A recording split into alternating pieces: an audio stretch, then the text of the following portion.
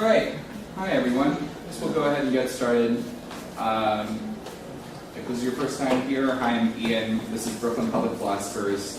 It's a monthly public philosophy discussion series that brings philosophers from the greater Brooklyn area to share their work with the general audience. This is the last grown-up Brooklyn Public Philosophy event for the season, so I'm glad you could be here. Anyway, we'll go ahead and get started, but I'm really glad Jennifer Ware could be here to join us. She's going to be talking about unjust hitting, a moral evaluation of humor. So please join me in welcoming our speaker.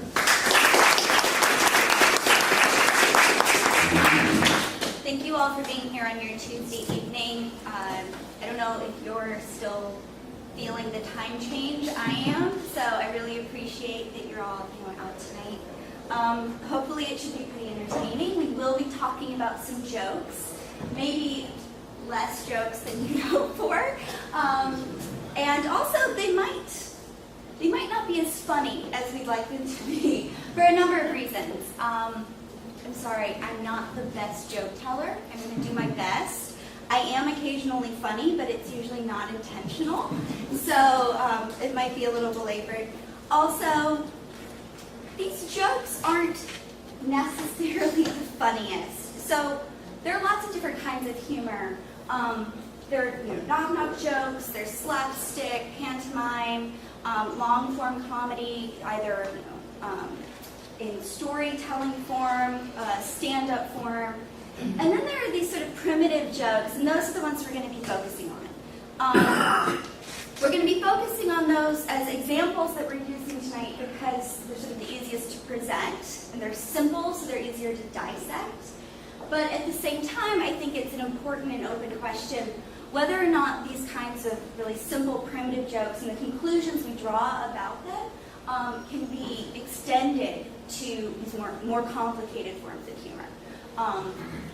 So I just sort of want to tag that as something that I think is important to think about when evaluating the psychological and moral consequences of jokes is the analysis sort of form specific or medium specific. So what are we all doing here?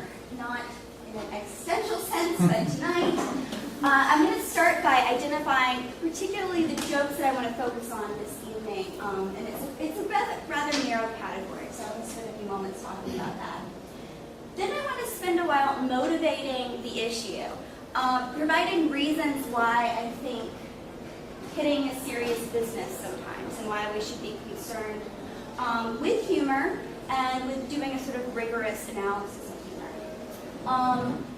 I also want to consider possible benefits to the kinds of jokes I'm talking about. So some of the harms might be a bit more obvious, but I want to keep in mind reasons we might not want to take a sort of wholesale approach to the kinds of jokes I'll be talking about, which just to preview a little, I'm going to be talking specifically about jokes that make use of stereotypes and that target specifically disenfranchised people groups.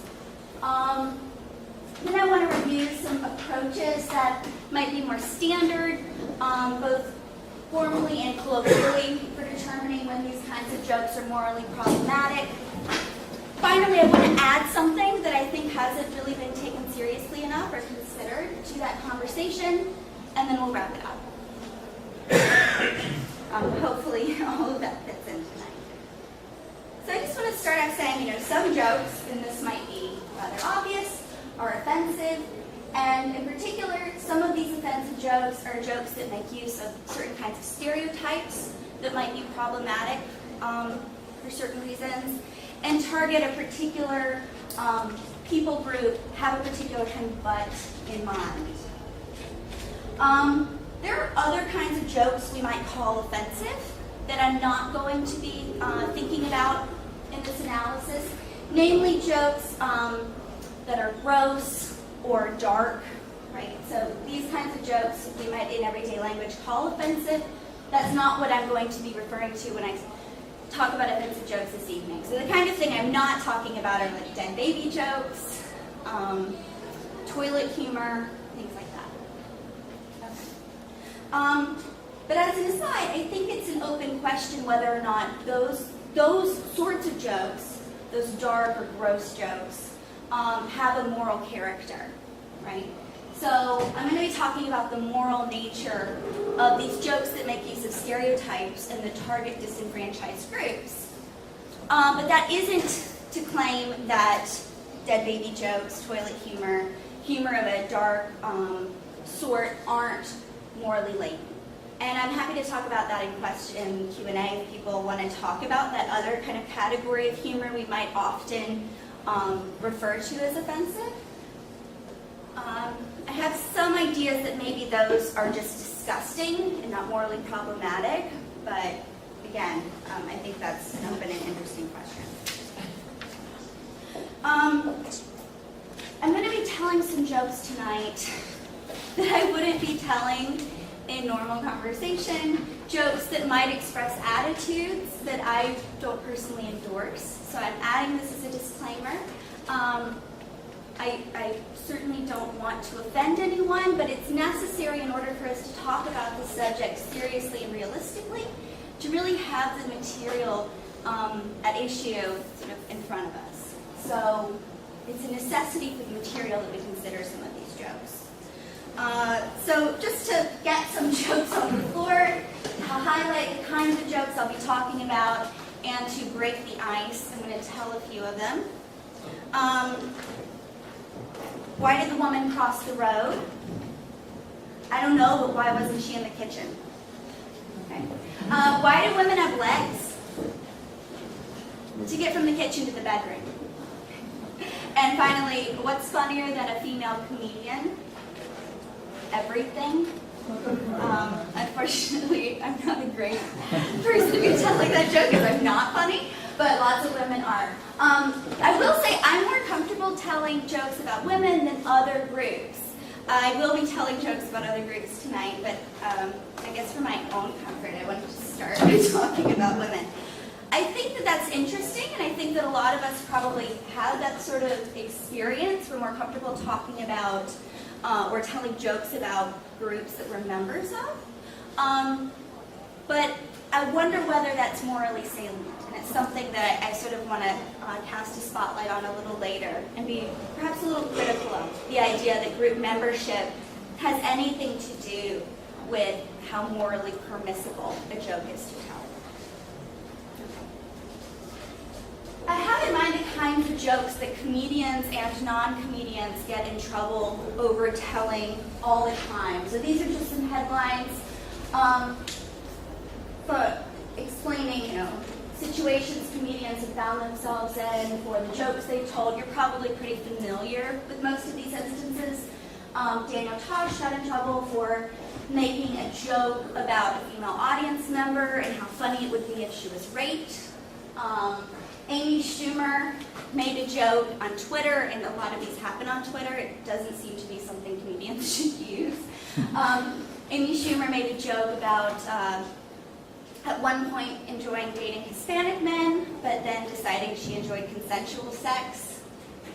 Trevor Noah has made jokes that have been considered sexist and racist about white women, or some of them have been about white women. Seinfeld, Richards from Seinfeld got in a lot of trouble a while ago for what was considered a racial rant during one of his stand-up routines. So one thing to notice here is that a lot of times when this happens, the accusation is that what's being done by these comedians when they're getting in trouble isn't humor. Right. This might be most true in the case of Michael Richards and Daniel Tosh. So the criticism was not in that case so much that they told a joke that was offensive, but they did something that didn't really count as humor. So that might be true. It might be at times when we find these sorts of speech acts morally problematic. It's also true that they don't count as jokes. They don't count as humor. And some people, in fact, think that the moral value and the aesthetic value of jokes are inversely related. So if a joke is morally deficient, it can't, in fact, have aesthetic value. that is a position that's available. It's one that I'm going to sort of table for this discussion. I'm going to take it to be the case that there are some instances of humor that are jokes, count as humor, but are also offensive or morally problematic.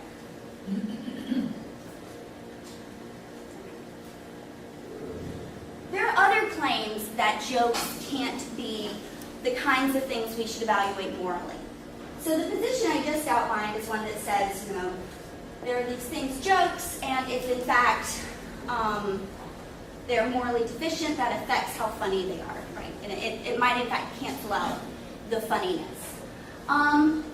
There's another camp that takes the position that jokes just aren't the kinds of things we should be looking at with a critical moral lens. That jokes are amoral in some sense.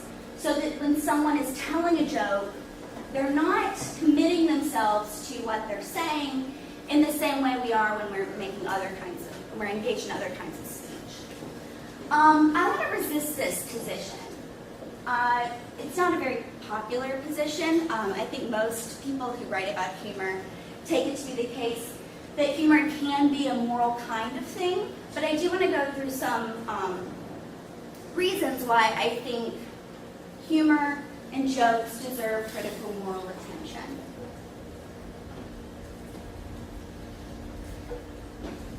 So some of the obvious ones are that they cause harm.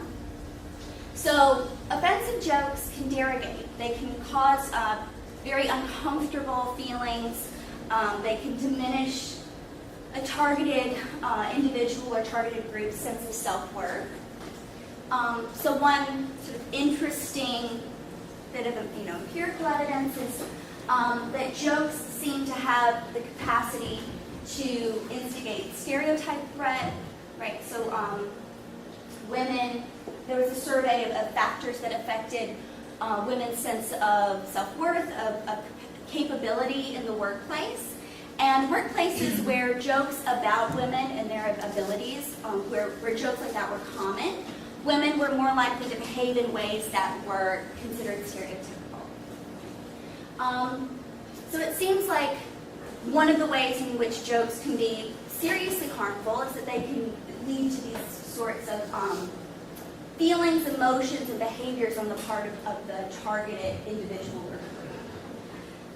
I also want to say that that jokes of the kind that we're talking about, offensive jokes, can lead to problematic behavior and problematic attitudes. So this is something I want to unpack a great deal later on.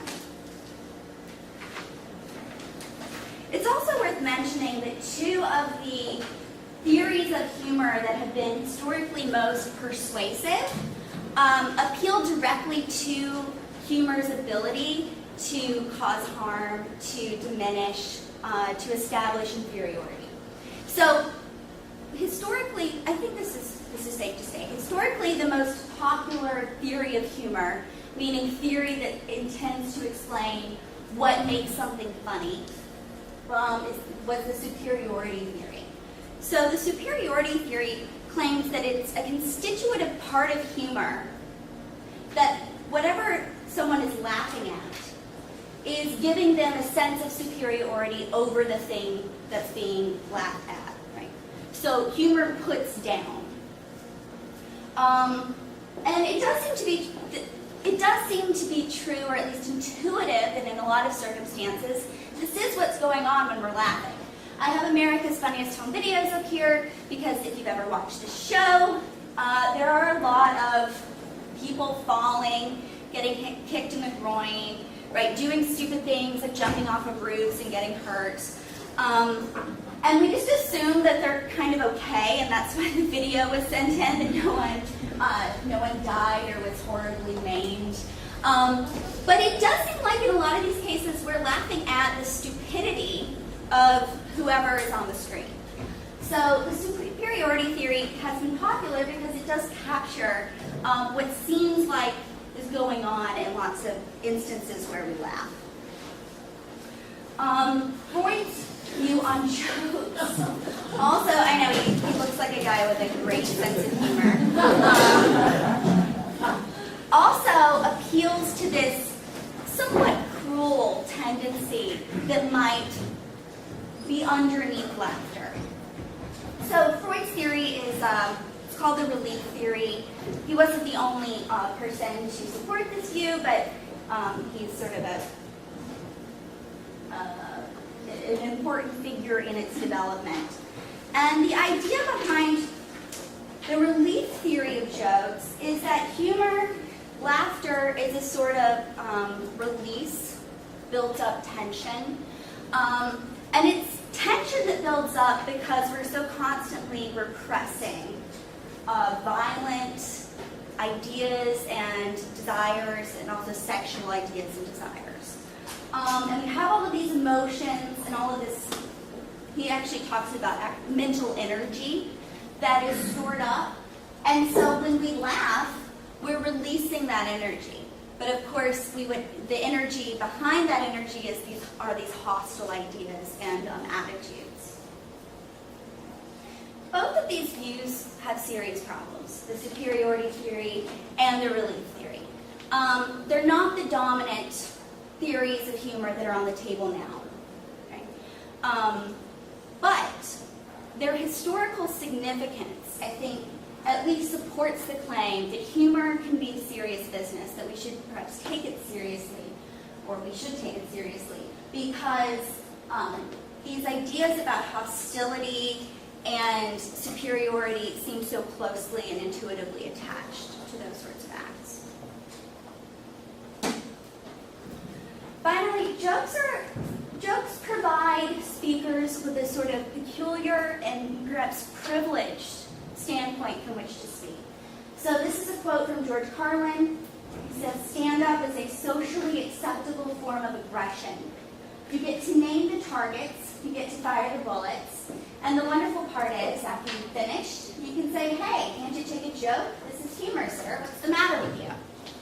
So there's a sort of amnesty that it seems is granted to people who claim to be kidding, right?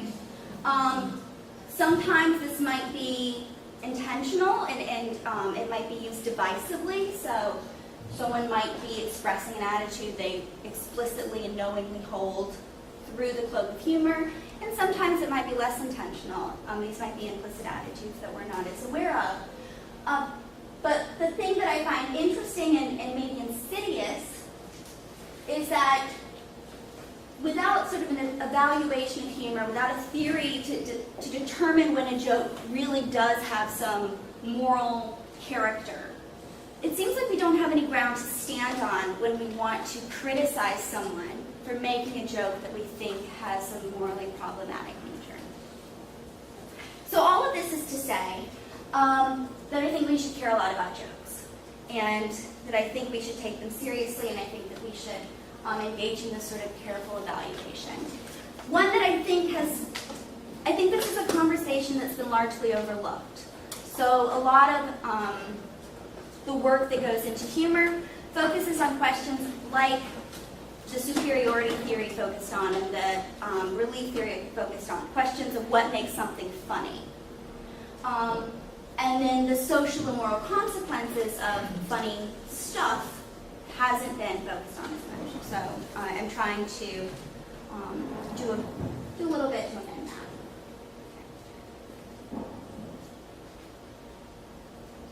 So the central question for the rest of the night is going to be, what makes a joke morally problematic? When is a joke offensive, properly offensive? But before we sort of think about factors or characteristics of the joke that might go into answering this question, we might initially be drawn to a sort of conservative response, where we say, hey, this seems like dangerous territory, the stuff that's at stake is pretty important, so maybe we should just play it safe and not tell any jokes that make use of racial or gendered stereotypes that target disenfranchised groups. Maybe we should just back away from this kind of humor entirely. I'm not attracted to that sort of conservative response. I think that there are potential benefits that jokes that make use of these stereotypes and target these these kinds of groups could provide. And so we'd be losing something significant if we were to just shy away from them. So I think one of these benefits is that jokes can provide a relatively safe way to challenge the status quo. So again, that amnesty that jokes provide, I think it can be used divisively, but perhaps it could also be used in a beneficial way, a way that allows for disenfranchised groups to start to recover a voice or find a voice without necessarily just asserting the problem that they've identified. So Chris Rock, the Oscars in 2012, made a joke before presenting the Oscar for, I think it was Best Voice Animation or something. And he said, if you're a fat woman, and he was saying, this is why I love animation. If you're a fat woman, you can play a skinny princess. If you're a short, wimpy guy, you can play a tall gladiator. If you're a white man, you can play an Arabian prince. And if you're a black man, you can play a donkey or a zebra.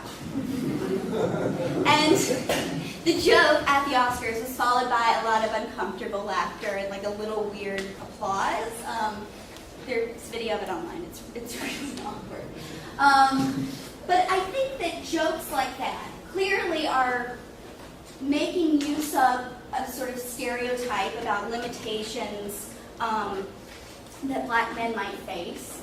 But it's doing it in a way that's putting up the status quo to be viewed perhaps negatively and critically. Similarly, I think these kinds of jokes might challenge hearers' beliefs. So the Chris Rock joke might be an example where audience members who hadn't really thought about these sort of inequalities in Hollywood might have been suddenly confronted with those issues. And so they let us they permit us to address issues that otherwise might be too difficult. I also think jokes that make use of stereotypes and target disenfranchised groups might allow for a sense of unity among people. So if you're a member of a disenfranchised group, and you...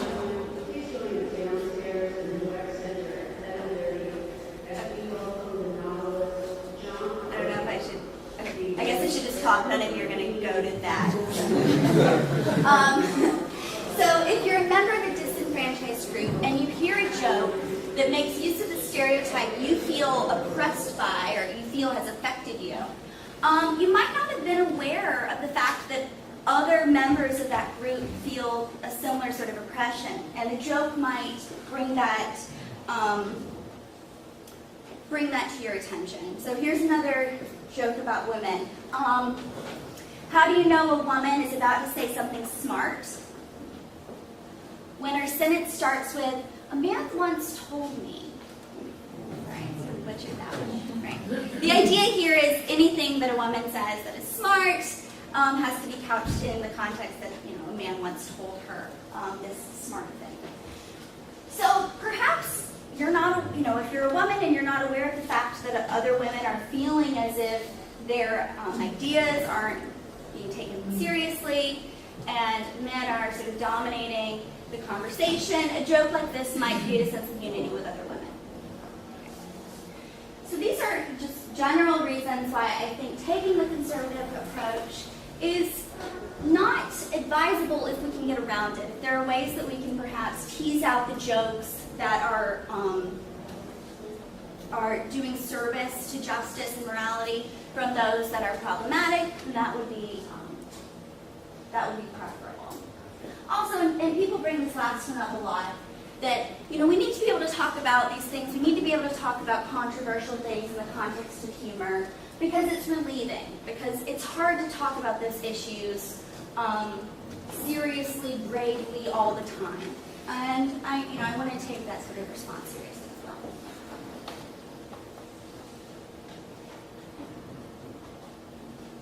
So we want to figure out which jokes are morally problematic because there are clear harms that these sorts of jokes can cause. We don't want to throw them all of the jokes that make use of stereotypes or target disenfranchised groups away. So now we need to figure out Okay, what is it that makes a joke bad? When does it fall into the morally problematic category? And I think that there are two ways we can go about approaching this question, generally speaking. The first is that we can focus on facts about the joke teller. And I'm going to call this sort of response a speaker-centric strategy. So the speaker-centric strategy comes up both in philosophical literature, I think in everyday conversation, and comedians often appeal to it to sort of defend themselves or to explain why the jokes they tell aren't truly offensive. So, according to the speaker-centric strategy, facts about a speaker, the joke teller's sort of group memberships and attitudes are going to determine whether or not the joke they tell is morally problematic and truly offensive. And usually the kinds of facts that we're talking about are, again, the speaker's group memberships, the speaker's attitudes, the speaker's intentions at the moment that they tell the joke, and whether or not the speaker frequently tells jokes about that particular people group, or whether or not they tell jokes about lots of different people groups. So I think South Park is a good example of this sort of equal opportunity offender approach to joke telling. So Noel Carroll is a philosopher who's at the CUNY Graduate Center. He defends a version of this sort of approach it's a great little book if you guys are interested in humor that you should read. It's a short introduction to humor. It's only about 100 pages, so we go through a lot of the history of the subject. But Carroll defends this idea that what matters in determining whether a particular joke telling is morally problematic is who is telling it and for what reason. So if this is true, then there are jokes I can tell that you can't tell and jokes you can tell that I can't tell. And so there's nothing about sort of the words themselves, or maybe even nothing about how other people receive those words that matters. What matters is sort of who you are in the telling. Like I said, this is a view that's defended by comedians as well. Sarah Silverman took a position similar to this in an interview. She was asked why she thinks she can get away with saying some of the things she says. And she said that when someone's intentions are hateful, it's scary. It's a scary, ugly thing. But if it's silliness, meaning if the jokes are told with sort of a silly attitude, you can smell it. I think there's a difference. So she's endorsing this view that, it's not the words that matter, it's not sort of the attitude that the joke might express, which is sort of read on paper, but it's whatever the speaker is sort of putting into the joke. Something similar was going on in the Chris Rock quote. If you guys saw the Facebook invitation for this group, there was a Chris Rock quote included. And he says, when asked about when a joke is offensive or not, I don't know where the line is. In most religions, you're taught that you're not going to be judged by your actions, you're going to be judged by your intent. So if your intent is to gay bash, yes, you are a gay basher, even when you don't do it. If your intent is to not, then it's not. So again, the idea here is what really matters is sort of the belief system of the speaker and facts about the speaker's group memberships. I think there are some problems with the speaker-centric strategy. I'm going to come back to it at the end, but here are some general issues.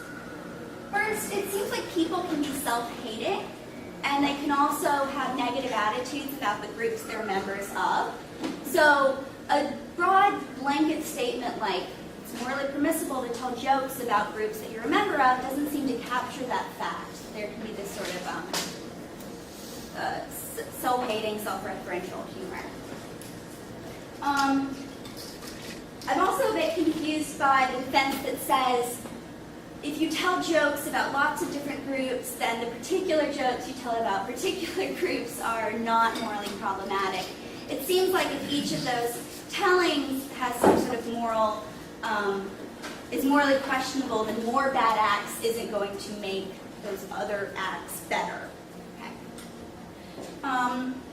But ultimately, by the end of this presentation, I hope to have at least raised the question of whether or not good intentions can be enough.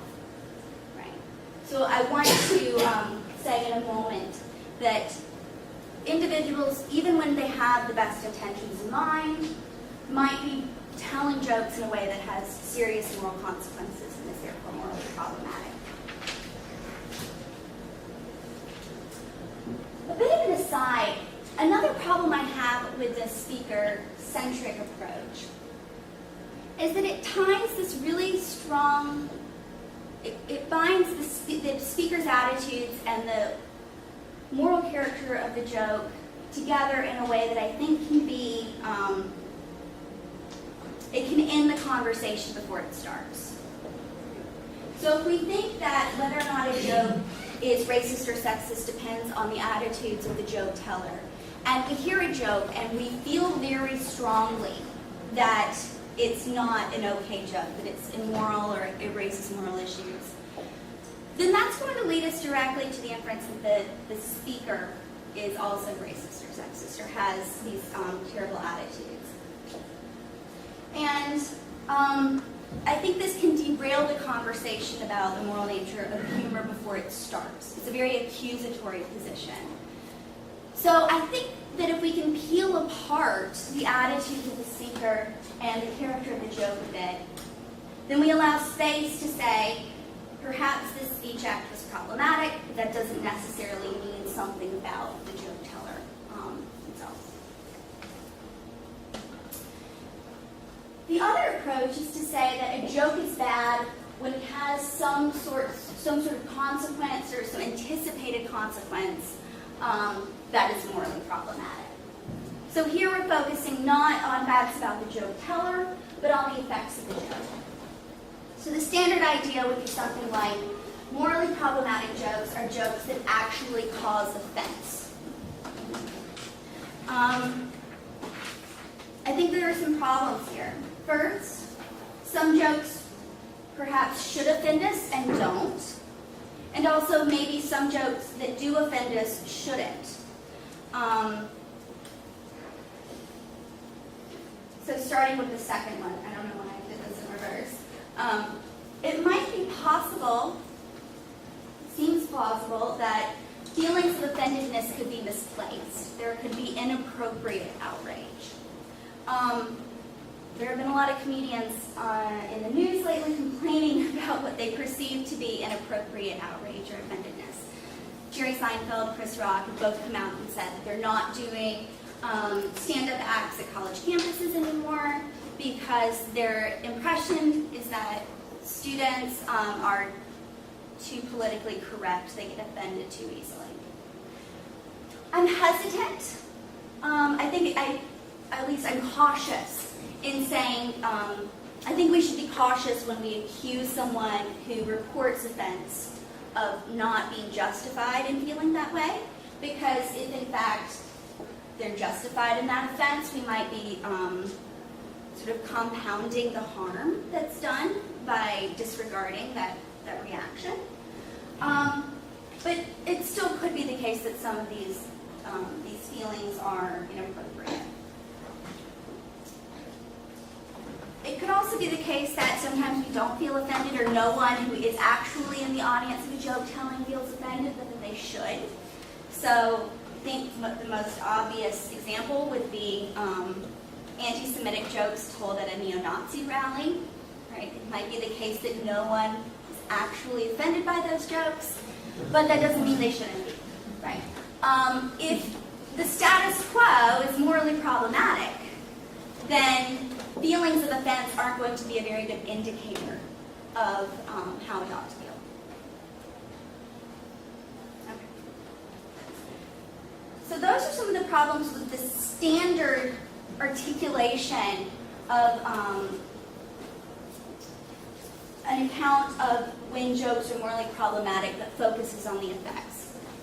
I now want to say that there's this other consequence of humor that we should be considering that I don't think has been brought into the conversation. Namely, that jokes that rely on negative stereotypes are likely to cause joke hearers to form passive beliefs in those stereotypes. This is going to be an empirically supported proposal. The idea would be that these passive beliefs could cause morally problematic behavior down the line. So this is sort of the sketch of the proposal.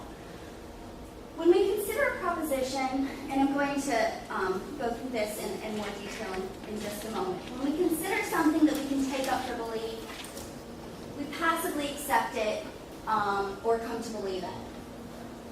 When we're under cognitive load, meaning our cognitive resources are devoted to lots of different activities, we're less likely to actively reject that belief. Jokes require that we passively accept morally problematic beliefs in order to get them, or at least the kinds of jokes I'm talking about, those that make use of these stereotypes. Jokes produce load, so the worry is that jokes make it likely that their hearers will form morally problematic beliefs. So before I can get to the end, I need to spend some time explaining why it is we might worry that simply considering a proposition might result in sort of passive belief formation. So I'm not going to talk about jokes for just a moment. I'm going to talk about belief formation and then use that machinery to develop this proposal about humor. So when we talk about what happens when you're confronted with a position you can either take up for belief or reject, there are sort of two models that aim to show sort of the process that occurs. So this is the standard model, probably the one that you might find most intuitive. And on this model, when you're confronted with a proposition, a statement you can either believe or reject, this is what happens. You token it. By token, I just mean consider. So you think of it, right? Bring it to mind. Then you evaluate it. And then you do one of three things. You actively accept it, you actively reject it, or you suspend judgment because you don't think you have enough reason to reject it or accept it. These dashed lines are intended to indicate that these are voluntary movements, right? So on this standard view, you could just token it and then not evaluate it and not form any sort of position. You can evaluate it and then end the process there and do nothing more with it. There's an alternative model that requires that some of these steps are in fact not optional, they're mandatory. So in this alternative model, when you consider a proposition, you then automatically come to passively accept it. So simply to think of it, make sense of it, right? Have it in front of your mind's eye, you have to passively accept it. And then once that mandatory step has been taken, you to devote mental energy to actively endorsing it or rejecting it. So depending on which of these proposed models sort of accurately reflects what goes on in the mind, we would expect different things to happen when people are distracted and are presented with information. So if the steps between considering and coming to accept in any sense are optional, if someone's distracted, then they're probably just going to end here or in the evaluation phase. Right? They're not going to form beliefs of any sort.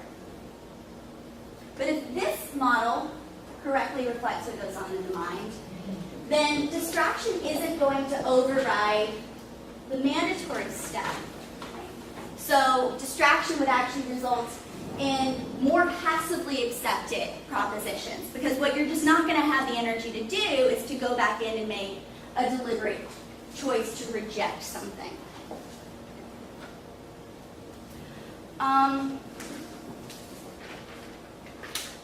Empirical evidence suggests that the latter model, the one that might be less intuitive, the one that claims you have to at least passively accept something in order to really consider whether or not you want to actively believe it or not, is a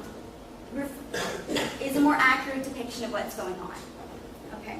So in this experiment run by D.T. Gilbert, subjects were shown a screen.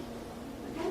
And they were told that they were going to see a series of statements go by on a scroll. So think of like the news, the scroll that goes by at the bottom of the screen. These two sections are scrolling by. So they're told, you're going to see a series of statements. Some of them are true, some of them are false. True statements will be in black, false statements will be in red. And try to remember which statements are true and which are false, because you'll see them again later. Okay? And then some of the participants were put under cognitive load, which means that they were given another exercise to do that would cost cognitive resources. So they're a bit distracted.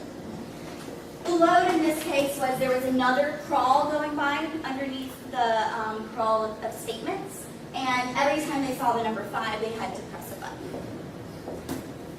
If the sort of standard, maybe intuitive view is correct, we would expect that when subjects were distracted, later on when they had to identify true and false statements, they'd misidentified true statements as false about as often as they misidentified false statements as true. And if the alternative account was true, then subjects would misidentify false statements as true at a much higher rate. Right? And that's what happened. So subjects who were placed under load identified false statements as true at a much higher rate than they identified true statements as false. So this suggests that what they were doing when they read the statements was just passively accepting all of them. Some they might have had the ability to go back and critically evaluate. So there's reason to think this is how our mind works, right? When you're presented with a proposition, you can take a position on, either believe or reject, or suspend judgment on. You have to passively accept it, and then you go back and you dedicate real energy to throwing it out if you find that it's a corrupt or problematic belief. So I want to apply this to humor. First, I want to say that in order to understand most jokes, most instances of humor, but jokes in particular are the kind we're talking about, it's necessary to identify some unstated proposition. Okay, so let's look at a few jokes so I can highlight this. How does every Mexican recipe start? Steal a chicken. If you're like Rome's. Why do Jews have big nostrils? Because air is free.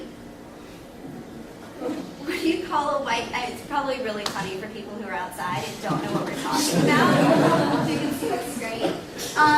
What do you call a white man in the ghetto? A victim. Okay. Yeah. I'm sorry.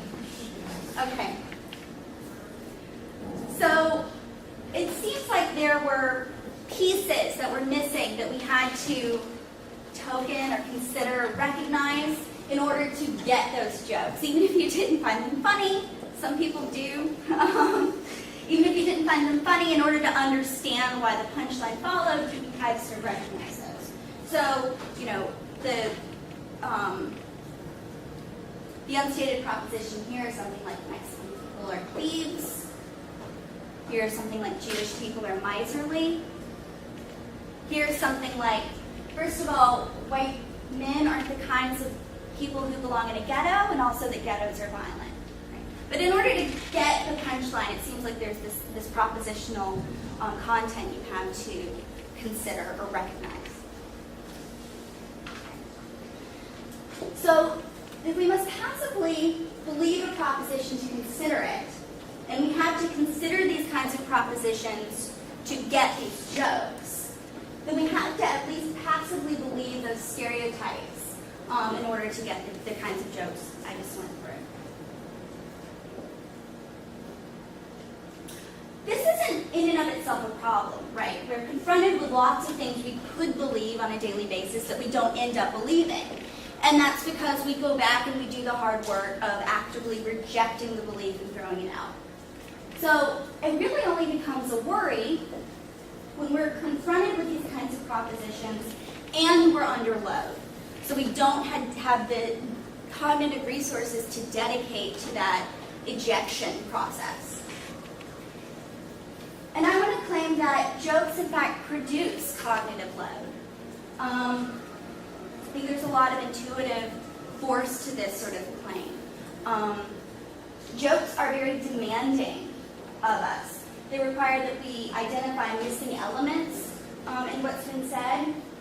We might have to address incongruities. So in fact, what's probably I went through some old theories of humor that I said aren't really relevant anymore. Perhaps the most popular current theory of humor is the incongruity theory, which says what makes something funny is that we're set up to think about the world in one way, and then we're confronted with something that requires we change that framework we're working with. That's a lot of work. It's a lot of cognitive work. Then you add in the fact that there are lots of social expectations surrounding humor. And I think that all of these sort of activities you have to be engaged in when processing a joke are going to put the joke here under a great deal of load.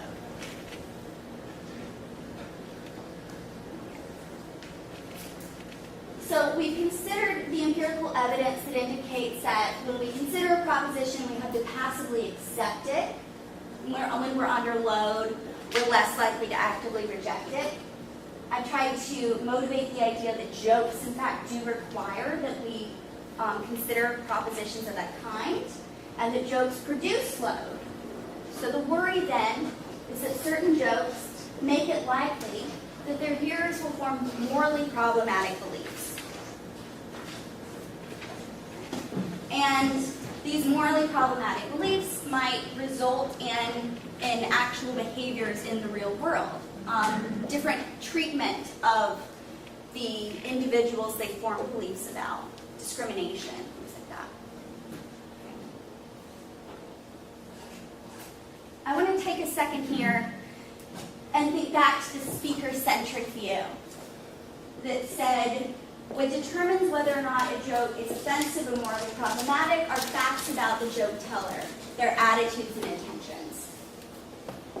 If this is what's happening when someone is processing a joke, and if jokes in fact affect belief formation in these kinds of ways, then this is going to happen regardless of the speaker's intention.